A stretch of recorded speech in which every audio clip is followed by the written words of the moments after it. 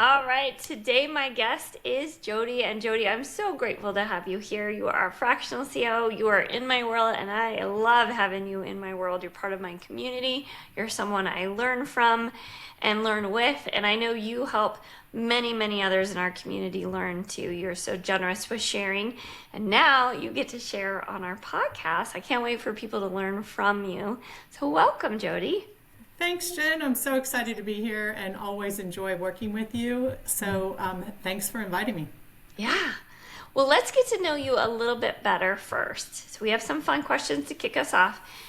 Let's think about this. Every superhero sidekick has an origin story. We want to hear yours. How did you go from an operator in the trenches to a COO on a mission? Great question. So my passion has really always been building teams and growing revenue.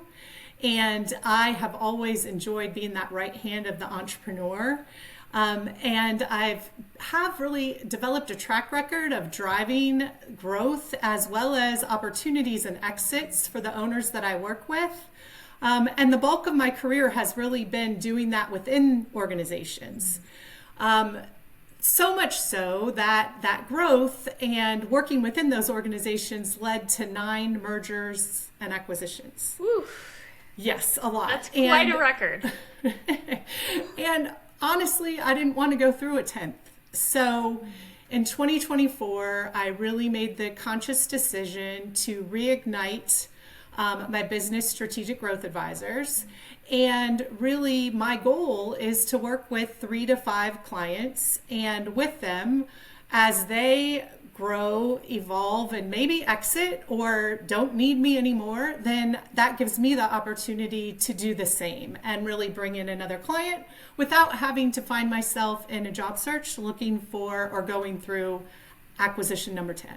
So that's really how I decided to leave being in the trenches as an employee and really come out as a fractional COO. Well, and it's having so many clients be able to learn from you who've done what they've never done by having acquisitions and mergers and all those kinds of even just growing to the point where they can be acquired. Sure. It's really such a benefit that you're now bringing that to organizations who would love to do that. Thank you. You're it's exciting. welcome. Yeah. Exciting and probably at times terrifying for right. them. So thank goodness they have you. Well, let's talk a little bit more. What types of business do you love to work with and you're excited when they put out that call for help? Awesome. Well, for me, it's the privately held businesses. Mm-hmm. They typically are between $5 and $50 million in revenue, and they've really probably already built a successful business, but they've really hit that inflection point where they've decided that in order to grow more, they are going to need to change. And therefore, they are willing to embrace the challenge, the change, and the leadership necessary to make that happen. And when I say inflection point to me, one, there might be industry changes that have happened in their industry. There could be a loss of a largest client, or another is just frankly knowing that what got us to this point isn't going to get us to that next level. It's those organizations that I enjoy working with. I hear too what you're sharing is they've hit some sort of wall, don't even know oftentimes what it is. I love how you said what got them here isn't going to get them to that next place. And that is the perfect time to bring in the expert like you who has got them to that place. It's hard to know where you're going if you haven't been there before. It's a perfect time to bring you in. Well, and I just find that when that's their desire, it's so much easier to then help them get to that next step, because sometimes you can find clients that just the way we've always done is the way we're going to always move forward. And for me, when you ask who do I really enjoy working with, it is the $5 to $50 million business, but it's somebody who's already built a successful business. They just want to get to that next level and they want the help to get there. Yeah, that's critical. The want to help, right. The help to get there, and the realization. It is not easy, and it's also not easy to have to admit to yourself that I've done this all the way to this point, and for some reason, I cannot figure out how to get to that next level. First of all, I'll tell you, if that is you and you are listening, it is very, very normal. It's okay. Absolutely. That completely happens, and that's part of why people are very strategic around their growth. Is it's time to lean into people who know how to take you to that next level, like you can. Okay, so let's talk about some of the business challenges that you like to solve.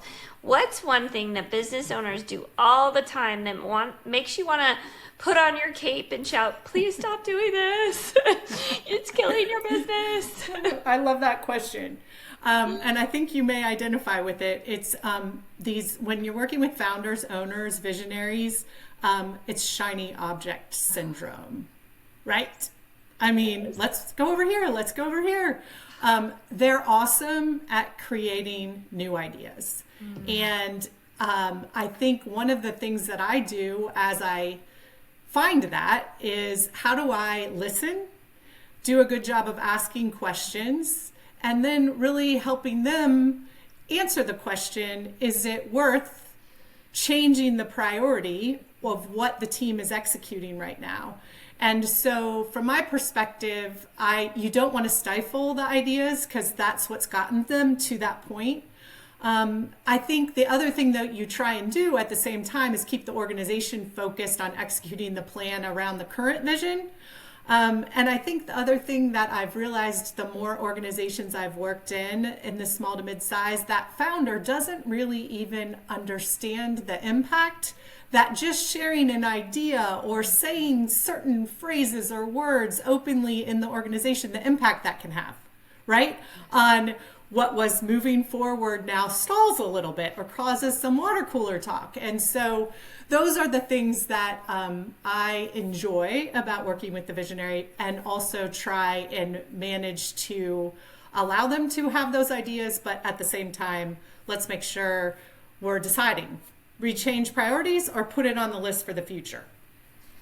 There's a time and place for everything, is what I hear and what you're talking about. And part of what I think, being visionary ourselves, as we all have this vision of what we want to do with our clients and what we want to do with our own businesses, it's about having that partnership with someone like yourself who can, as you said, want them to keep having those ideas, but it's where and when is that shared.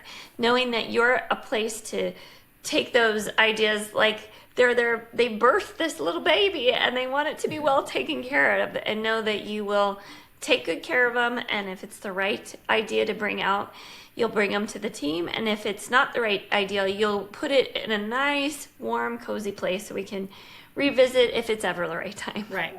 100%. Very smart. Well, let's get into this topic. We are hearing already how you are a true expert in growth of a company. Yet we're talking about being COO. So here's what I want to dive into with you, and I'm really excited about this, is operationalizing growth. So I want to start with, why is operationalizing growth so important for small businesses? Why does it matter to them? Well, the good news is I think 99.9% of the time, growth is an objective for a business, right? So it's so important, because growth is more than just having a goal. It's how are we going to get there? And so I find that it would be rare to find a small to mid-sized business that wasn't interested in tackling growth. So that's why I think it's an important topic. Yeah. It's so powerful what you say. I also think they don't understand what growth means.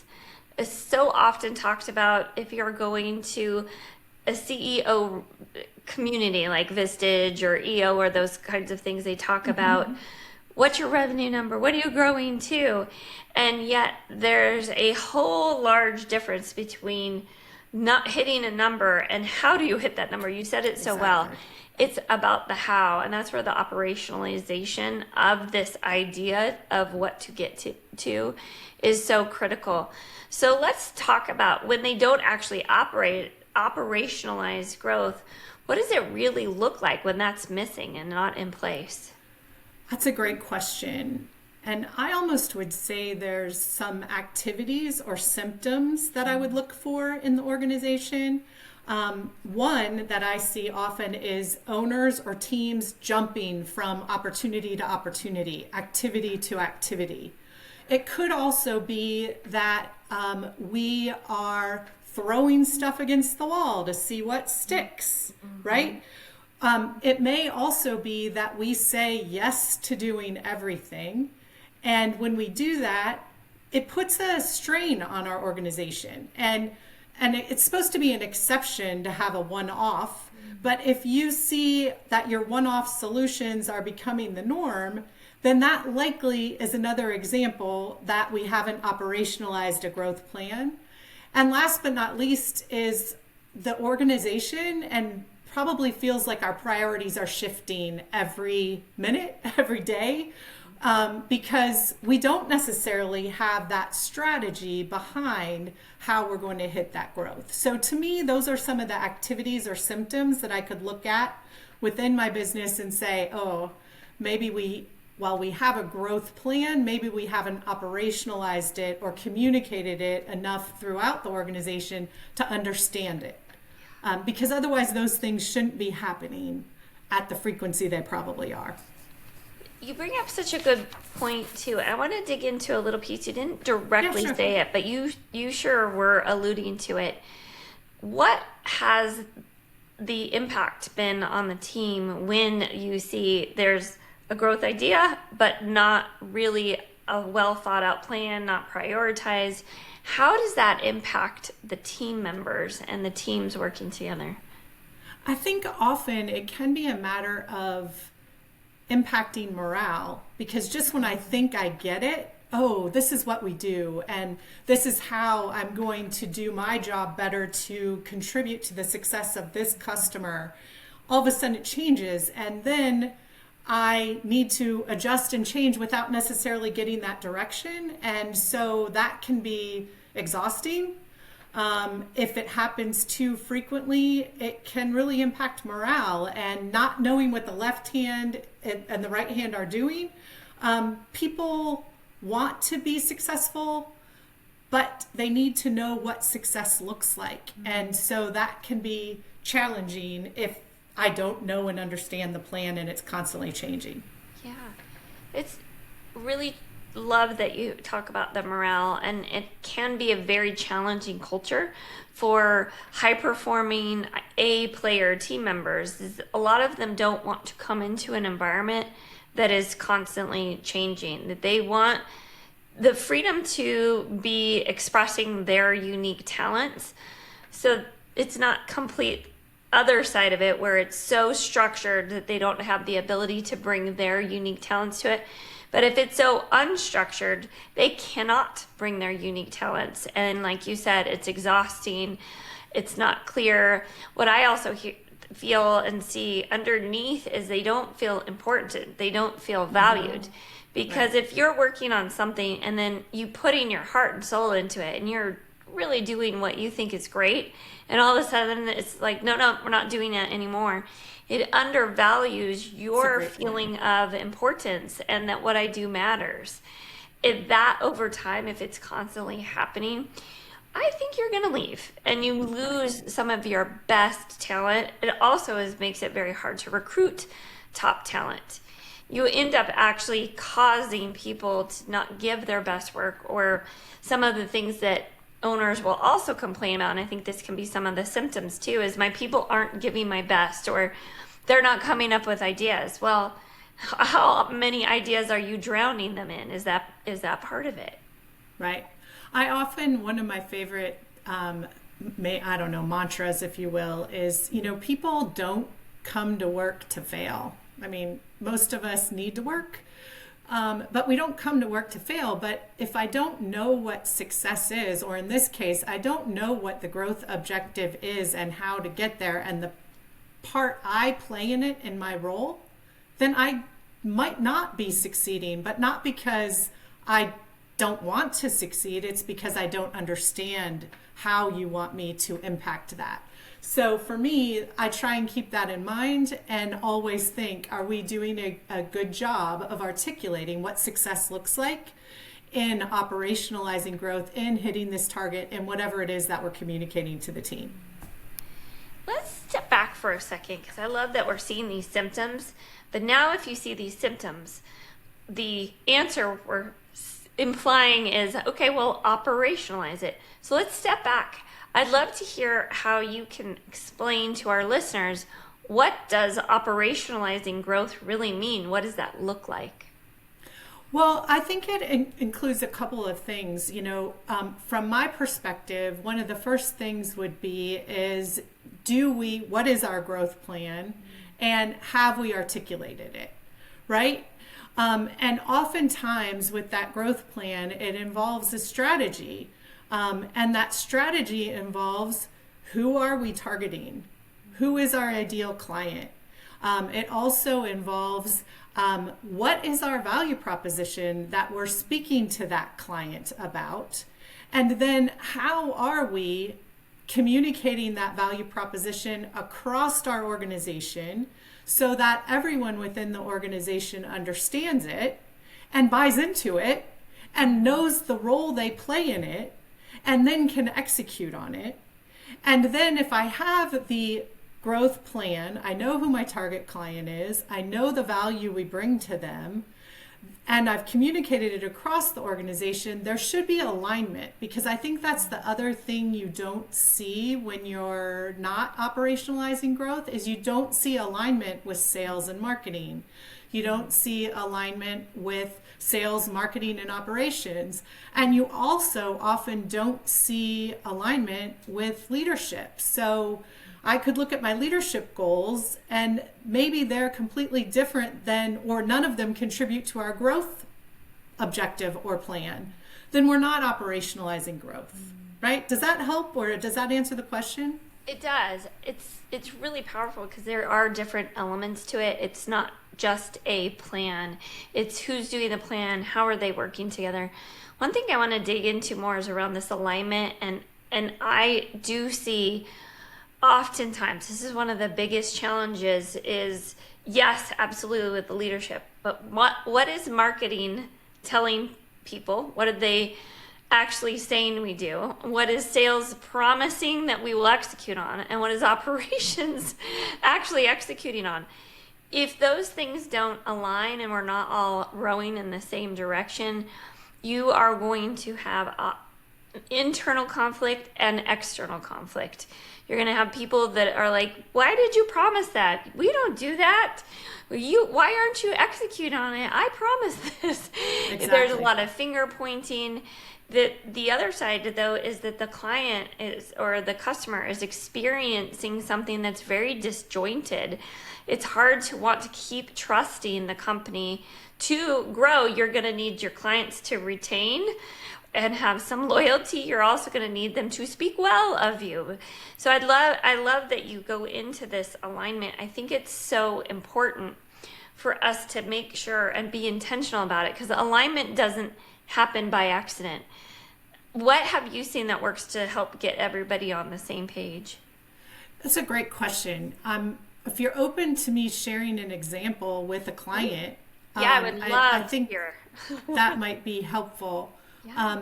If I think about a client that was experiencing an inflection point, that's what we were talking about at the beginning. In this case for them, it was the loss of their largest customer. And just to give a little bit of background, a third-party administrator, so somebody that administers benefits, medical benefits for self-funded employers. And essentially, they'd been in business. So again, been in business about 20 years. Their revenue was about 32 million. So a good, strong business. But also the reason the customer left, it was a Dear John letter. It was, we love you. We don't want to leave you, but we can achieve 50% more savings by going with a national insurance carrier. So it was also the pressures in the market that were happening, right? So that's a challenge when you're going to lose that customer, and it looks like it's not just the loss of that one customer, but without change, the rest of our revenue and our clients are at risk, right? So the other challenge, though, and that's what made me think about sharing this example based on your question of the conflict that existed, the other challenge that this organization had is sales and operations were in conflict. And there was a rift because operations view was sales sold whatever they had to win the business. And then they threw it over the wall and said, good luck with implementing that, right? Yeah. And that's to your point. Now the customer is in a difficult spot. That's not what I bought. And now operations is in a challenging spot because the way I'm supposed to implement a group needs to change. I likely need to change to keep this customer happy. And so how do we move forward? So we really had in this client two challenges. So one of the things that we did was, first of all, we had to address the pricing pressures. And one of the things, the first thing we did as a leadership team was get together, not just the sales leader, the leadership team, the owner, and we talked about the challenges we were experiencing. And we really put together a growth strategy that involved targeting a specific type of client. In this case, it was hospitals. And there were lots of reasons why that made sense that I won't go into here. But we decided to target on hospitals. The other thing that we did then is we communicated that across the organization. So let's understand, as an organization, we just lost our largest customer. Why did we lose our largest customer? What is it that we can do to grow? Let's talk about why targeting hospitals makes sense. And then let's also work on this rift that exists between sales and marketing. And one of the things that we did was we put in a bi-weekly sales and operations meeting, which was a matter of opening up communication and teamwork, but also focusing in on, let's have some of those, oh gosh, the word's escaping me at the moment, but, the war room, okay? Yeah. What word am I looking for when it goes bad and now we need to understand, okay, debrief, let's debrief it. Yeah. But those situations then helped sales, because sales wasn't trying to do the wrong thing. They didn't understand what it was. So by having that sharing of information, now sales could better understand why I need to articulate it this way and how that helped operations be more successful. And so now they could clearly articulate without overcommitting and under-delivering. We also, so you helped with the pricing by targeting hospitals. You helped mend the sales and operations. The other piece was then clearly articulating the value proposition that we would bring to the hospital customer and communicating that across the organization so they understood the role they played in making those hospital clients happy. And ultimately, what we ended up finding is we went from, I should say the other thing that was key, otherwise you couldn't have done it, is deprioritizing the work that didn't impact those areas. So if it wasn't hospital business or it was activities that we've not seen as being successful, then let's deprioritize those. And instead, let's prioritize the objectives that we know will help contribute to success around hospital business and growing it. And that really contributed to the organization doubling in 4 years. So from 32 million to over 60 million.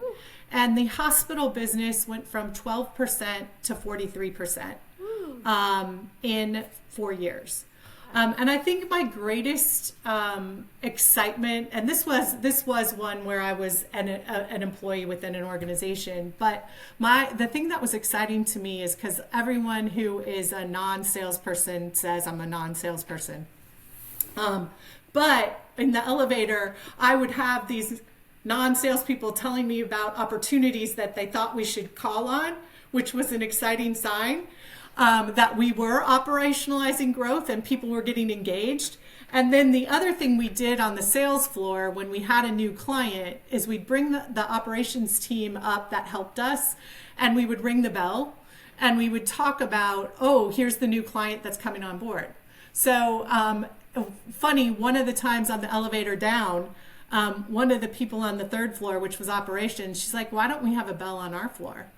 And I was like, oh, I can fix that. So we added a bell on every floor, and whenever we had a new customer, we rang the bell, we talked about who the customer was, why they bought from us, and who was going to be supporting. And that helped that articulation of the growth strategy, the execution of the growth strategy, and the buy-in of the growth strategy. So probably way more than you wanted, but I hope that helps you see how you really help with that friction, as well as an inflection point that can happen. It's a beautiful example of so many things we're talking about that go awry when you're not having a growth operationalizing a growth strategy and a plan and alignment.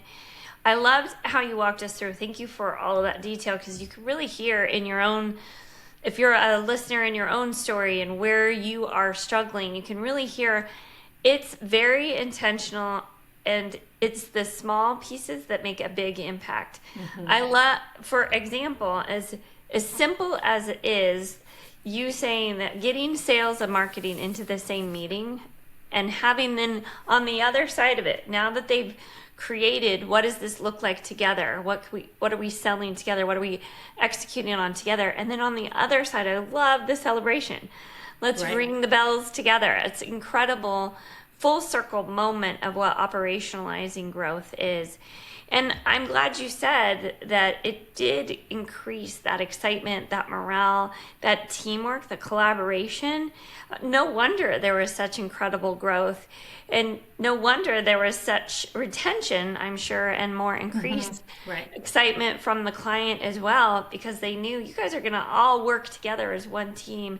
You get me, you're going to take care of me. That's incredible. Thank you for sharing. Absolutely. Well, and I think that's the thing that I enjoyed moving from a non-private business to a privately held business, is so many of the employees within those organizations, they know I'm employee number 2, I'm employee number 3, I've been here for 20 years, and they have so much knowledge that sometimes we don't find the ways to engage and empower them. And when we do, the hospital idea wasn't just the leadership team's idea. It was by looking at our existing customers and who are we successful with. And that leads to so much more buy-in with the growth strategy, or whatever process you're trying to change, whether it was operations and sales, because you know what? It's not leadership coming up with the idea, it's the team members. And they have so much knowledge because they're the ones making it happen. So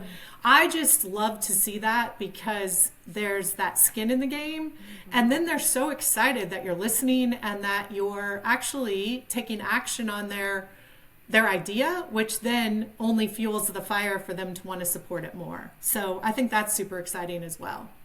In this day and age of very much transformation around technology and changing of the likes and dislikes of our clients and likes and dislikes of our team, the only way we can really move forward through that is through innovation. And it's a perfect example of, if we can listen and take action and they're bought into it, you're going to solve it by the whole team coming up with ideas, not those who are the leaders or the strategists in the organization. It's truly collaborative.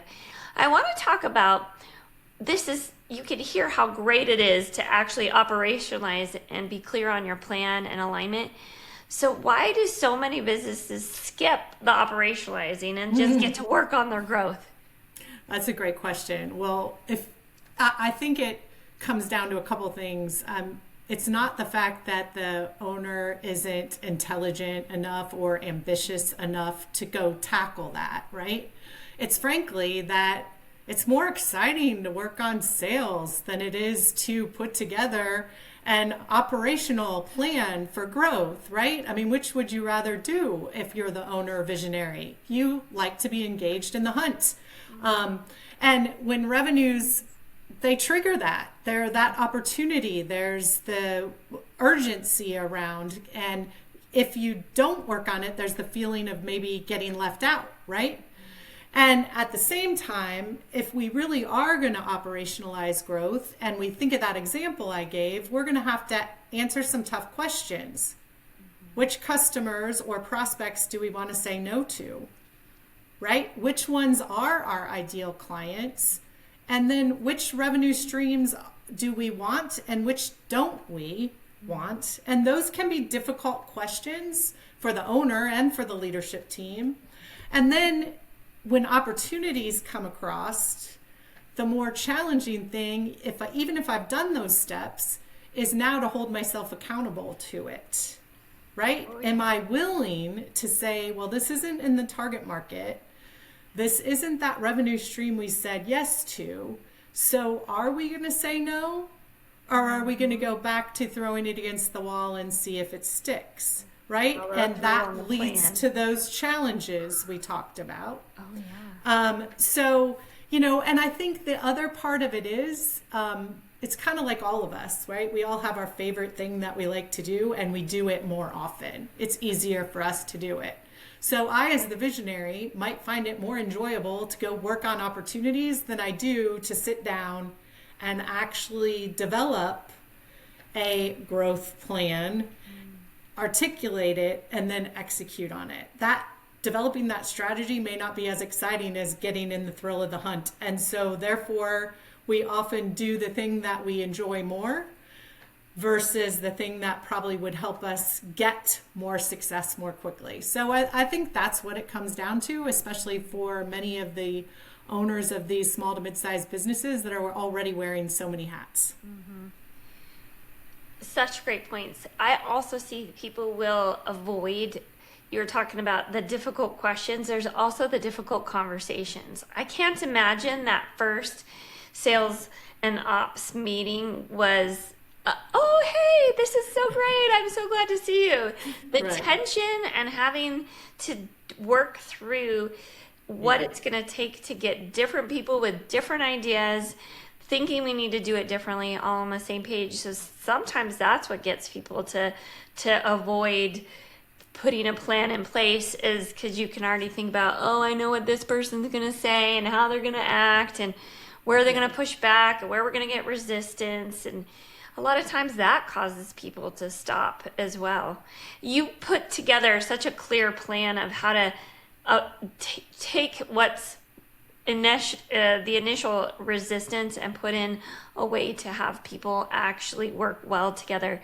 So now that you've seen some of these lessons, as you are in the seat as a fractional CEO, what are some things you now know to do differently when you're coming into a business? Because we got to get up to speed quickly.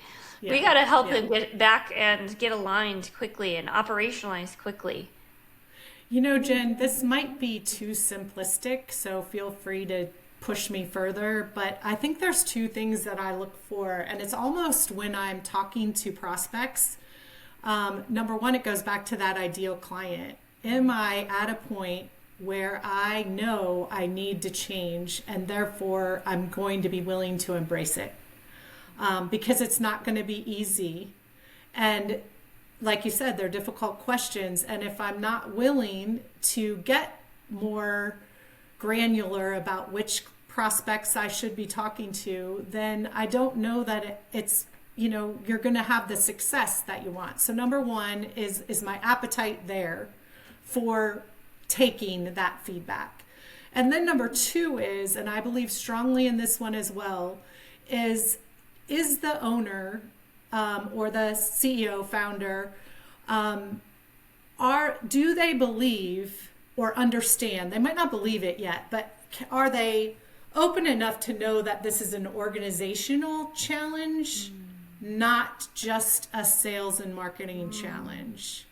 Because if you think of that example that I gave, if we were just losing our largest customer and we had the rift between sales and operations, if the owner, CEO, isn't willing to support the collaboration between the groups and the need to explore that we might have to target differently and then get the rest of the organization behind it, you're not going to have success. And that's when it creates an environment that for me, it's a lot of finger pointing. It's the culture of not knowing what the left hand and the right hand is doing. And it becomes exhausting, right? Yeah. So for me, those are some of the first things that I look at to understand, is this an organization that is willing to operationalize growth in the way that they need to? And then I think from there, it's a matter of doing some of those simple steps we talked about. What is the growth plan? Who have you articulated it to? Do we have a value proposition? Who is our target client? And just going down to definitely understand all of those things, and then really kind of work within the organization to execute on them or implement them if they don't yet exist. And this is the value you can hear from listening to Jodi. If you're looking at how to grow, knowing that she knows exactly the process to go through, where the little bumps are going to be, where the big bumps are going to be, and being able to have your expertise in getting there, that's why it's so powerful. When we look at, if you're listening to this and you're like, I could see the need to operationalize, but it sounds like a big deal. So what's something that our listeners can do as just the first step towards operationalizing growth? Great question. First, I think let's do something simple. It might not be as simple as I make it sound, but let's look at some of those symptoms and reflect on our organization. Are we experiencing them? So first, are we saying yes to too many things? Do we do a lot of one-off solutions? Are we jumping from opportunity to opportunity? Are our priorities always shifting? Okay, that's the first thing I'd do. And if that's the case, then say, okay, I'm willing to dig in a little bit further. And then I would start going down that list that we just talked about, which number one, have we clearly defined what our growth goal is and how we plan to execute and operationalize it? And then some of the other things I'd look at is my value proposition, my ideal client. Are our departments aligned on this? And are our leadership priorities supporting it? So pick one of those many, and that's a good place to start. Yeah, it's really powerful to start with that self-diagnostics and assess what is the case of reality. Because if you stop right now and you're hearing this, you have big growth ideas and you haven't done any of these pieces, now hearing Jodi, you have an opportunity to be able to say, hold on, let's pull back on moving forward with the full force and make sure we are moving forward on a operationalized plan that's going to get us there. So thank you so much for sharing. Now it's time for me to flip the mic and you get to ask me anything. So Jen, I've been able to see you in action across different roundtables and speaking, and you always refer to Disney and your love of it, and I don't know why. What is it? Tell me about Disney. Oh gosh. Okay, so one of the things I think it helps is that I still live in Southern California, and it didn't take very long to get there. But when I was young, this is still the case. It takes a lot of money to get there. Yes. So it was this big, very amazing treat that when we would be able to go there. And then I met my husband as a high school sweetheart. So we, in a way, grew up together. And one of the things that we decided as we were building what is going to look like our life, we also went to college together. We started collecting the big giant, not even DVDs, but the VHSs of all of the Disney. So we wanted to have a collection together. It was like a first step. And that was the one thing we could agree on, is that we loved Disney movies, and it gave us something to do. It was a relatively cheap date because when you're in college, you also need that. Yes. But then we also did something very special too, is every once in a while we'd save up our money. Our college was still Southern California, but we could get to Disneyland from there as well. And it evolved, and that is actually where we got engaged, was at the Wishing Well. And so it's always been a part of our relationship. And even now, with being an empty nested family, We still love to go on dates there. And the fun thing is, this is our way to reconnect our family because our kids grew up going to Loving it. Disneyland with us and Disney vacations and everything. So it's always been a place where we could have joy and love and that connection. It's also a place to escape. It's hard not to be in any Disney experience and not feel joy and happiness, and we could use a little bit more of joy and happiness and course. connection in our life. So it's always been a part of it. I when I invite people over to our house, our Disney love goes beyond going to the experiences. Our entire house is decorated in it, so it also feels like even though we're grown-ups, we get to have that I love childlike it. feeling of joy and play in our house. So I it makes love it a that. very warm and loving environment. I love that. Thank you for sharing. Thank you for asking. Of course, of course. It's funny because for me, I'm in the Midwest and I had never been to Disney. My husband won a trip and it was to Disney, Florida. So, and he was golfing one day and you can do these excursions. And I was like, I'm going to Magic Kingdom. I'd never been. And I was over 30 years old and I was sitting watching the parade calling my sister like, this is awesome. So I can only imagine what that was like growing up with it and then having the relationship from your family to now your husband and with your kids. It is magic. It is magic. It is. So thank you. There's also an entrepreneurial side, and it goes back to this growth idea and having these crazy ideas and then getting extreme focus and getting alignment.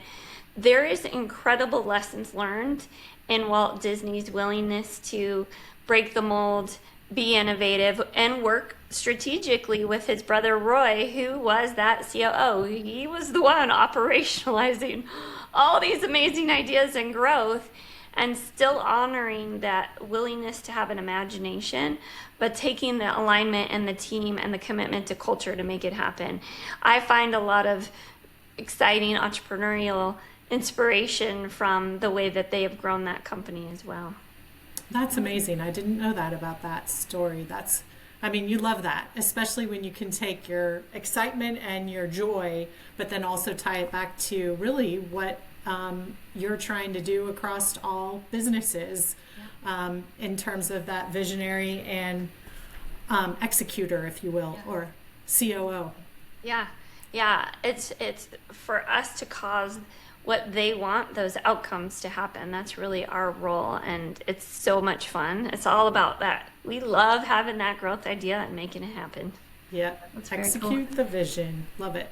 So Jodi, how can our listeners find you? I know that we connect folks with COOs of all kinds and types, but if someone really aligns with you, they've heard this, they're like, gosh, I could really use some help operationalizing my growth. What's the best way to connect with you? We'll make sure we put it in the notes too, but I Okay. want to know from you. How can we find you? Wonderful. Well, first of all, I like to meet people the way they like to meet. So if it's talking, my phone will be listed and give me a call. If it's email, I know my email will be there as well. And if you'd just like to learn a little bit more about me, you can do that on my LinkedIn profile, which I believe Jen will have in the notes as well. So those would be the top 3 ways to connect with me in whatever way is most comfortable for you. And I'd welcome the phone call. Awesome, Jodi. Thank you so much for not only sharing that information, sharing everything. I know I learned, I'm sure anyone who listened to this, whether you're a fractional COO and you're like, oh man, I got to look at the way I'm working. I know I've been inspired. How can I be better in causing growth? But also if you're that small business and growing and wanting to grow more, I hope you learned something today that helps you see what's possible when you really put some clear, aligned, focused time and effort around your plan to get there. Thanks for being here, Jodi. I can't wait to have you back. Thanks, Jen. Look forward to it.